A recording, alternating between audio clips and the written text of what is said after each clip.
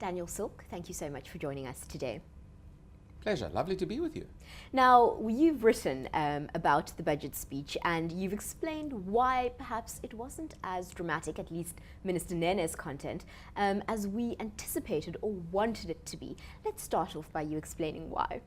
Well, look, I think far too much fuss was made about what possibly could be in this mini budget. This is a mini budget, not the major national annual budget.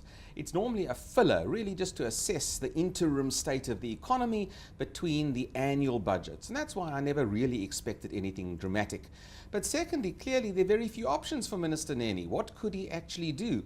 There was very little indication that the ANC's National General Council would commit to any dramatic policy adjustments on the economy, so he couldn't really announce anything on that score. The Dennis Davis Commission on Tax is still considering various options, and he couldn't commit to any new taxes into the future. It's all sort of kicked down the line.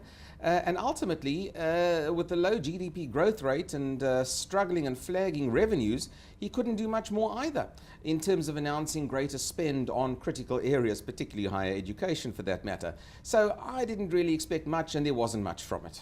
The truth of the matter is, though, I think many South Africans were very interested in it because we find ourselves in very difficult economic times, and perhaps there's a level of concern as South Africans look to Minister Nene. Is that your impression? Well, I think you're right, because we are all looking for leadership, and I think we were looking for someone in government, potentially someone who has a more realistic view of where the country is at, to make some sort of statement about the economy, either to give us some hope or to suggest a different course that we might well take.